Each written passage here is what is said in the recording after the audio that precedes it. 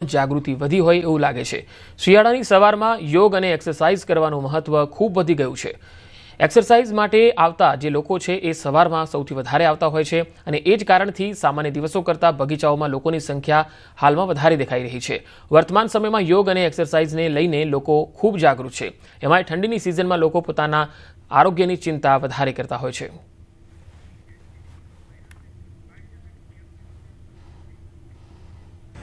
શિયાળાની શરૂઆત અને સવાર એકદમ ગુલાબી હોય છે। લોકો હવે સરસ હેલ્થ કોન્શિયસ થઈ ગયા છે અને ખાસ કરીને ગાર્ડનમાં આવવાથી લોકોને એકબીજાને જોઈ અને એનું મોટિવેશન વધે છે। લોકો એક્સરસાઇઝ પ્રત્યે હેલ્થ પ્રત્યે સજાગ થઈ ગયા છે। અહીંયા ગુજરાત રાજ્ય યોગ બોર્ડ તરફથી યોગાના સેશન ચાલે છે જે ખૂબ સરસ રીતે સુંદર રીતે અહીંયા હંસાબેન ટ્રેનર છે એ કરાવી રહ્યા છે। ગ્રુપમાં બધા કરે છે તો એકબીજાના મોટિવેશનથી પણ સરસ એ થાય છે। એટલું બધું જરૂરી છે કે એના માટે એક સૂત્ર બની ગયું છે, યોગ ભગાડે રોગ। તમારે કોઈ પણ રોગ ભગાડવા હોય તો તમે યોગથી શરૂઆત કરી શકો। તમે જો રેગ્યુલર યોગ કરતા હોય તો યોગ જાણકારોનું કહેવું છે કે તમારે મિનિમમ 50% દવાના ડોઝ ઓછા થઈ જાય છે। હું એનું ખુદ ઉદાહરણ છું। મને ઘણા બધા શારીરિક તકલીફ છે, કેન્સર જેવી બીમારીમાંથી પણ હું ઊભી થઈ છું। શિયાળાની ઋતુમાં ઘણા બધા લોકો ફિટનેસ અવેરનેસ એમની હાઈ લેવલ પર પહોંચી જાય છે અને ખાસ કરીને શિયાળાનો બેનિફિટ લઈ અને પોતાના શરીરમાં પોતાની સ્ફૂર્તિ જાળવવા અને એક્સરસાઇઝ કરવા માટે મોટી સંખ્યામાં લોકો આવતા હોય છે। આમ તો જે ફિટનેસ એન્થુઝિયાસ્ટિસ્ટ હોય છે એ આખા વર્ષ દરમિયાન પણ એક્સરસાઇઝ કરતા હોય છે, પણ શિયાળામાં એનું પીક લેવલ હોય છે। અને અમદાવાદ શહેરની બ્યુટી એ છે કે અમદાવાદમાં તમે જોશો કે લગભગ 1 કિલોમીટરના એરિયામાં તમને કોઈને કોઈ ગાર્ડન જોવા મળશે, નાનો મોટો કોઈ પણ ગાર્ડન જોવા મળશે। તો હું ખાસ કરીને લોકોને કહેવા માગું છું કે ખાસ કરીને ગાર્ડનમાં આવવાથી તમે નેચર સાથે પણ કનેક્ટ થઈ શકો છો। જમ્મુ અને કાશ્મીરમાં ઠંડીનું મોજું જોવા મળી રહ્યું છે। ધુમ્મસ અને ઠંડી લોકોને આકર્ષી રહી છે। જમ્મુ કાશ્મીરમાં શિયાળો વધુ તીવ્ર બન્યો છે। તાપમાનમાં નોંધપાત્ર ઘટાડો થયો છે। શ્રીનગર અને પ્રદેશના અન્ય શહેરોમાં ભારે ઠંડીનો સામનો કરતા ગરમ કપડાં પહેરેલા લોકો સામાન્ય બની ગયા છે। સ્થાનિક હવામાન વિભાગે આગાહી કરી છે કે 10 ડિસેમ્બર સુધી હવામાન મોટેભાગે શુષ્ક રહેશે। આવતા મહિનાની શરૂઆતમાં કેટલાક પહાડી વિસ્તારોમાં હળવી હિમવર્ષા થવાની ધારણા છે। જમ્મુ કાશ્મીરના ઘણા ભાગોમાં ધુમ્મસ રહેવાની ધારણા છે। અધિકારીઓએ લોકોને ખાસ તો સવારે સાવચેતી રાખવાની સલાહ આપી છે કારણ કે તાપમાન ઓછું છે અને કેન્દ્ર શાસિત પ્રદેશમાં ધુમ્મસ છવાઈ રહ્યું છે। मौसम जो है मुसलसल ड्राई चल रहा है सिंस लास्ट 2 वीक्स और कमिंग डेज में भी फ़िलहाल कोई मेजर वेदर फोरकास्ट नहीं है बारिश या बर्फबारी के हवाले से। तो वेदर जो है फ़िलहाल लगभग 10 दिसंबर तक ड्राई रहने के चांसेस हैं। थोड़ा सा क्लाउडीनेस के चांसेस है। कुछ एक पहाड़ी इलाकों के अंदर जो है लाइट स्नोफॉल की पॉसिबिलिटी है, बिल्कुल हल्की फुल्की बर्फबारी, लेकिन कोई सिग्निफिकेंट वेदर एक्टिविटी फ़िलहाल अक्रॉस जम्मू एंड कश्मीर जो है बहुत ही कम चांस है। અને હવે વાત શાકભાજીના વધી રહેલા ભાવોની।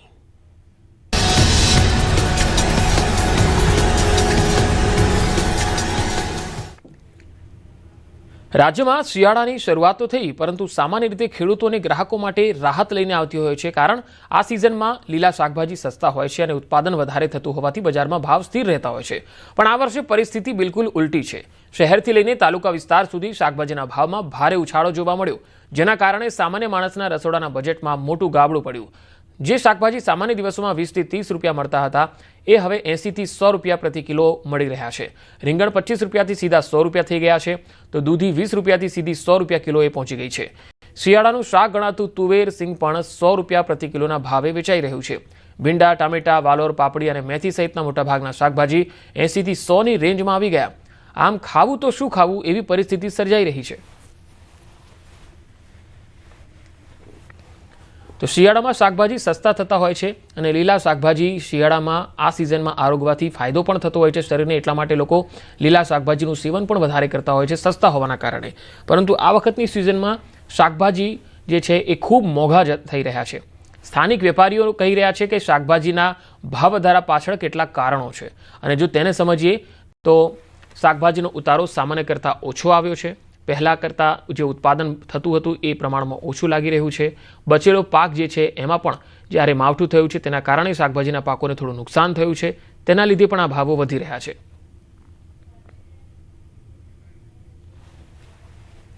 વધુ માહિતી મેળવી અમદાવાદથી સંવાદદાતા વિભુ પટેલ મારી સાથે જોડાયા છે. વિભુ, હાલમાં શાક માર્કેટમાં જે ભાવો વધી રહ્યા છે એ કેટલા સમયથી આ ભાવ વધવાનું શરૂ થયું છે અને આગામી સમયમાં આ ભાવ ઉતરવાના કોઈ ચાન્સ દેખાઈ રહ્યા છે ખરા?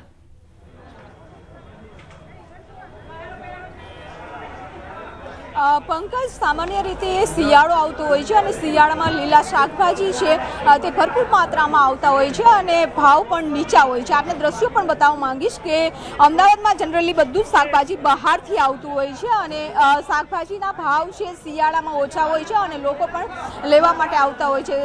ખાસ કરીને ચોમાસું અને ઉનાળો એવું હોય છે કે ભાવ આસમાને હોય છે, પરંતુ ચોમાસાથી જે લગાતાર ભાવ વધી રહ્યા છે તે શિયાળો શરૂ થઈ જવા છતાં પણ ભાવ નીચા નથી આવ્યા અને તેનું કારણ આપણે વેપારી પાસેથી પૂછીશું કે શિયાળામાં સામાન્ય રીતે શાકભાજીના ભાવ સસ્તા થઈ જતા. ये सारे सस्ता था, आ साले महंगा है, मावठું થઈ ગયું ને એટલે બધું વાવેતર બધું ખરાબ થઈ ગયું. એટલે ये साल में 40-50 तो आ वस्तु ये साल में 100 आसपास में 90, 100, 80, 90, 80. તો હજુ પણ લાગે છે કે શિયાળામાં ભાવ આ જ પ્રકારે રહેશે કે ઘટશે? માલની આવક આવશે તો ભાવ ઉતરશે, ન તો ભાવ પછી અમને કોઈ કહેવાવું નહીં. અત્યારે કઈ કઈ જગ્યા ઉપરથી શાકભાજી આવી રહ્યા છે? શાકભાજી ચારે બાજુથી આવે છે, ગામડામાંથી આવે છે.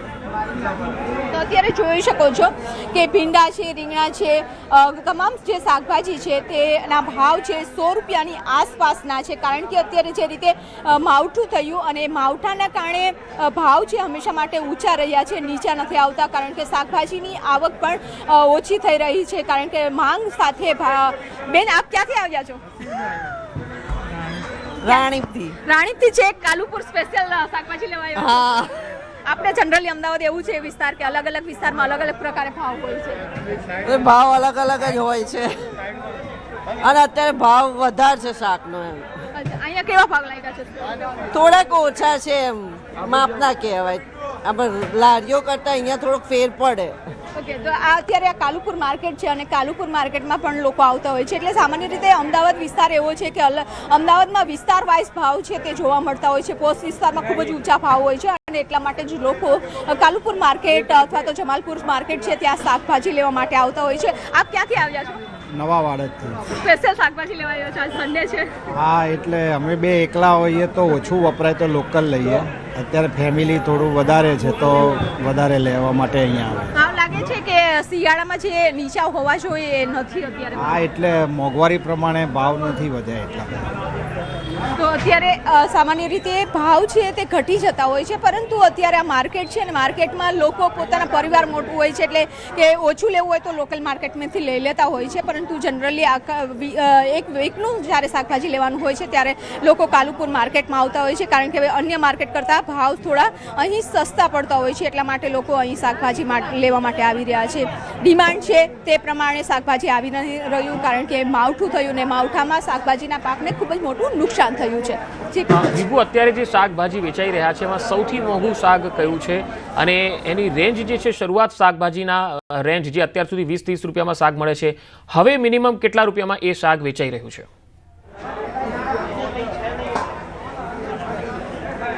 અત્યારે આપણે તમામ આ જે શાકભાજી છે એને બતાવવા માંગીશ કે જે સિઝનના જે શાકભાજી છે તેના ભાવ પણ અત્યારે 100 છે અને સિઝન વગરના જે શાકભાજી આવી રહ્યા છે તેના ભાવ 100 રૂપિયાથી પણ વધારે છે, કારણ કે અત્યારે ભાવ નીચા હોવા જોઈએ. સામાન્ય રીતે વટાણા સૌથી સસ્તા હોવા જોઈએ, પરંતુ અત્યારે વટાણાની જે પ્રાઇસ છે એ 100 રૂપિયાની આસપાસ છે તે જોવા મળી રહી છે. અલગ અલગ વિસ્તારમાં અલગ અલગ પ્રકારના પ્રાઇસ છે તે જોવા મળતા હોય છે. અત્યારે જે આ લીલો શાકભાજી જોઈ શકો છો એ બહારથી આવી રહ્યું છે અને બહારથી આવવાના કારણે ટ્રાન્સપોર્ટ પણ મોંઘું પડી રહ્યું છે. એટલે કે સામાન્ય કરતાં અત્યારે શાકભાજીના ભાવ ખૂબ જ ઊંચા જોવા મળી રહ્યા છે. પહેલાં વટાણાના ભાવ શું છે અત્યારે? વટાણા 100 રૂપિયા કિલો બેન. બાકીના શાકભાજી? ભાજી એ બધા 120 રૂપિયા કિલો છે. તો આપ જોઈ શકો છો કે વટાણા છે એ 100 રૂપિયાના કિલો છે અને બાકીના પણ જે સબ્જી છે એ 100 રૂપિયા, 120 રૂપિયા એ રીતના ભાવ છે તે અહીં જોવા મળી રહ્યા છે. પંકજ. જી વિભુ, આપ મારી સાથે જોડાયેલા રહેશો. હાલ રાજકોટથી મારી સાથે હાર્દિક પણ જોડાયેલા છે. હાર્દિક, રાજકોટમાં શાક માર્કેટમાં શાકભાજી કેટલા મોંઘા દેખાઈ રહ્યા છે અને સ્થાનિક લોકો શું કહી રહ્યા છે? ચોક્કસથી રાજકોટમાં જે શાકભાજીના ભાવ છે તે ફરી એક વખત આસમાને પહોંચ્યા છે, એટલે કે 30 થી 40% જેટલો ભાવ વધારો જોવા મળી રહ્યો છે. બીજી તરફ વધતા શાકભાજીને લઈને શાક માર્કેટ છે ત્યાં પણ ક્યાંય જે છે ગૃહિણીઓ લોકોની છે તે ચહલ પહલ ખૂબ જ ઓછી જોવા મળી રહી છે. હાલ આપણી સાથે શાકભાજીના વેપારી છે, આપણે એમની સાથે પણ વાત કરવાનો પ્રયાસ કરીશું. અત્યારે શાકભાજીના ભાવમાં જે વધારો આવ્યો છે એમની પાછળનું કારણ શું? ખાસ કરીને અત્યારે શાકભાજીમાં જે આ વરસાદ છેલ્લે પડ્યો ને એ 3-4 દિવસમાં હે ને અનલિમિટ વરસાદ પડ્યો, એના હિસાબે હે ને શાકભાજીમાં ઉછાળો આવ્યો છે, એટલે ડબલ જેવો ભાવ થઈ ગયો છે. ખાસ કરીને અત્યારે જો ટમેટા પણ હમણાં 2-3-4 દિવસમાં 40-50 રૂપિયા હોલસેલ બજાર થઈ ગયા, 70-80 રૂપિયા બજાર થઈ ગઈ છે. અને રિટેલમાં અત્યારે શાકભાજી જો ફુલાવર ગણો તો ફુલાવર પણ 80-100 રૂપિયા કિલો છે, ચોરા પણ 80-100 રૂપિયા કિલો છે, ભીંડો 100-120 રૂપિયા કિલો છે, ગુવાર તો અત્યારે જો કે ઓફ સિઝન એટલે બહુ ન હોય, આવતો ન હોય, એટલે એના હિસાબે 150ની આડે ગાડે છે ગોવાર બી, કોબી બી 50-60 રૂપિયા કિલો છે. એટલે ટોટલ શાકભાજી વરસાદ પડ્યો ને ખેડૂત કે ને જે જૂનો માલ હતો બધો સાફ થઈ ગયો છે. અમુકને જેને ઝાડવા બચી રહ્યા છે એનો થોડો માલ આવે, એના હિસાબે બજાર બહુ ઊંચી અત્યારે ચાલી છે. અત્યારે લગભગ તમે શાકભાજી ગણો ને અત્યારે દૂધી, ગાજર, કોબી 3-4 આઈટમ. તો રાજકોટમાં પણ શાકભાજીના ભાવ વધારે છે અને તેનાથી ગૃહિણીઓનું બજેટ ખોરવાઈ ગયું છે.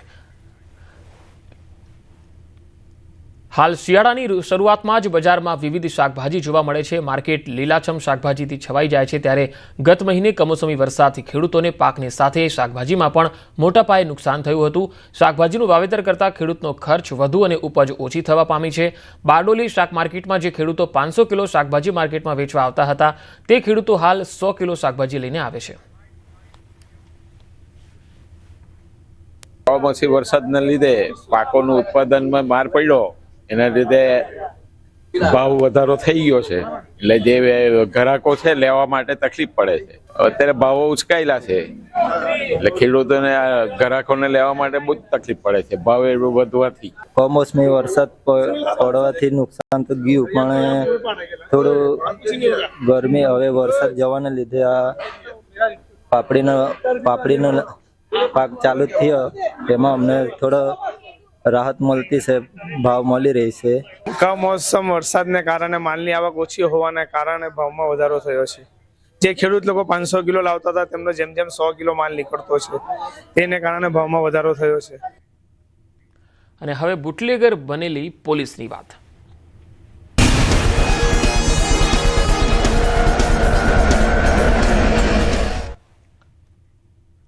બુટલેગર સામે કાર્યવાહી કરનાર ખુદ પોલીસ જ બુટલેગર બની. પોલીસ કોન્સ્ટેબલ વિદેશી દારૂની હેરાફેરી કરતા પકડાયો. બાકોર પોલીસ મથકમાં ફરજ બજાવતો હેડ કોન્સ્ટેબલ જયેન્દ્રસિંહ સોલંકી વિદેશી દારૂ અને બિયર સાથે પકડાયો. તેની સાથે બુટલેગર કનુ માલીવાડ પણ ઝડપાયો. પોલીસ કોન્સ્ટેબલ અને બુટલેગર એક સાથે દારૂની હેરાફેરી કરતા પકડાયા. રાજસ્થાનથી દારૂ લાવી અને ગુજરાતમાં ઘુસાડતા હતા. બોર્ડર વિસ્તારની ડીટવાસ પોલીસે દારૂ સાથે કોન્સ્ટેબલ સહિત અન્ય એક શખ્સને પકડી લીધો. પોલીસે બાતમીના આધારે બંનેને ઝડપી લીધા. પોલીસ ખુદ દારૂની હેરાફેરી કરતા ઝડપાતા અનેક સવાલ ઉઠી રહ્યા છે. તો એક તરફ દારૂબંધી ગુજરાતમાં છે અને તેનો અમલ કરાવનાર પોલીસ છે, પરંતુ અહીંયા જ્યારે પોલીસ ખુદ બુટલેગર બની જાય અને દારૂની હેરાફેરી કરવામાં લાગી જાય તો શું ચિત્ર ઊભું થાય? તસવીરો જોઈ શકો છો. મહીસાગરનો આ બનાવ છે. પોલીસ હેડ કોન્સ્ટેબલ ખુદ બુટલેગર હતો અને તે ઘણા સમયથી અહીંયા દારૂ ઘુસાડવાના કામમાં સંડોવાયેલો હતો. હેડ કોન્સ્ટેબલ દારૂની હેરાફેરી કરતા પકડાયો છે. મહીસાગરના બાકોર પોલીસ મથકમાં ફરજ બજાવે છે આ હેડ કોન્સ્ટેબલ જયેન્દ્રસિંહ સોલંકી અને તેની અટકાયત કરી લેવામાં આવી છે. રાજસ્થાનથી ગુજરાતમાં તે દારૂ ઘુસાડતો હતો. પોલીસ જ્યારે બુટલેગર બને ત્યારે એક મોટો સવાલ અને ગંભીર ચિંતાનો વિષય છે, કારણ કે રાજ્યની જવાબદારી, સુરક્ષાની જવાબદારી, કાયદો વ્યવસ્થાના અમલની જવાબદારી જેના માથે છે એ વ્યક્તિ જ જ્યારે કાયદાના લીરે લીરા ઉડાવે અને કાયદાનું ભક્ષણ કરતો હોય એવું લાગે, રક્ષણ કરવાની જગ્યાએ ભક્ષણ કરવા લાગી જાય, ત્યારે સ્થિતિ કફોડી થઈ જતી હોય છે. કોમનવેલ્થ ગેમ્સને લઈને મોટા સમાચાર આવી રહ્યા છે. રાજ્ય સરકાર અને એએમસી અધિકારીઓ સ્કોટલેન્ડ જવા માટે રવાના થયા. 2030માં આયોજિત કોમનવેલ્થ ગેમ્સ માટે રજૂ કરાશે પ્રેઝન્ટેશન. કમિટી સમક્ષ રાજ્ય સરકાર રજૂ કરશે પ્રેઝન્ટેશન. સ્કોટલેન્ડના ગ્લાસગો ખાતે 24 થી 27 નવેમ્બર સુધી ચાલશે આ પ્રક્રિયા. રાજ્ય સરકારના અધિકારીઓ અને એએમસી કમિશનર રજૂ કરશે પ્રેઝન્ટેશન. કોમનવેલ્થ ગેમ્સની જનરલ એસેમ્બલી સમક્ષ આ પ્રેઝન્ટેશન રજૂ થશે. અમદાવાદ શહેર બનશે કોમનવેલ્થ ગેમ્સનું યજમાન. નારણપુરા ખાતે આંતરરાષ્ટ્રીય કક્ષાનું તૈયાર કરાઈ રહ્યું છે સ્પોર્ટ્સ કોમ્પ્લેક્સ અને બુક ફેરમાં કેન્દ્રીય ગૃહમંત્રી અમિત શાહે પણ આ સંકેત આપ્યા હતા. તેમણે સિગ્નેચર વોલ પર લખ્યું હતું, કોમનવેલ્થ દેશોના ખેલાડીઓ માટે અમદાવાદ તૈયાર છે, સુસ્વાગતમ.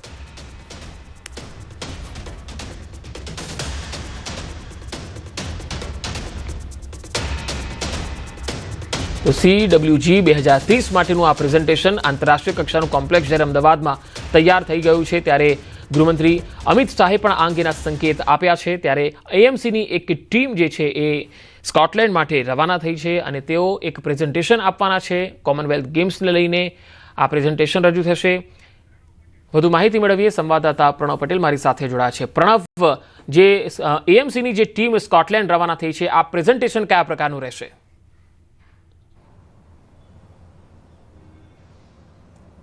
ચોક્કસ આજે ટીમની અંદર રાજ્યના નાયબ મુખ્યમંત્રી અને સ્પોર્ટ જે મંત્રી છે હર્ષ સંઘવી, સાથે જ અશ્વિની કુમાર જે સિનિયર આઈએએસ અધિકારી છે, અને સાથે જ અમદાવાદ મહાનગરપાલિકાના જે મ્યુનિસિપલ કમિશનર છે બંછાનિધિ પાની, આ તમામ જે ઉચ્ચ અધિકારીઓ અને નાયબ મુખ્યમંત્રી સાથે જ તમામ લોકો સ્કોટલેન્ડ જવા માટે રવાના થયા છે. અને આ સૌથી મોટા સમાચાર એટલા માટે બની રહ્યા છે કારણ કે અમદાવાદ યજમાન બનવા જઈ રહ્યું છે કોમનવેલ્થ ગેમ્સને લઈને.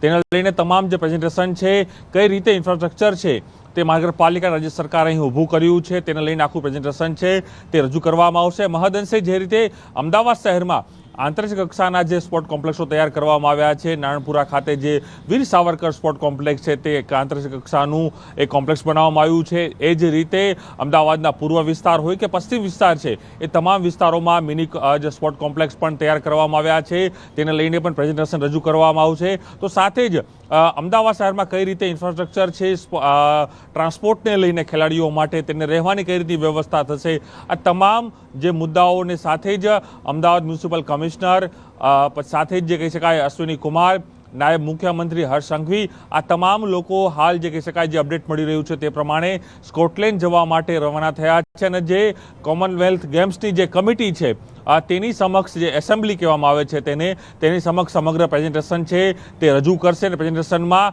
આ તમામ જે ઇન્ફ્રાસ્ટ્રક્ચર કઈ રીતે મહાનગરપાલિકા અહીં ઊભા કર્યા છે, રાજ્ય સરકારે કઈ રીતે ઊભા કર્યા છે, કારણ કે જી પ્રણવ, આભાર સમગ્ર માહિતી આપવા માટે.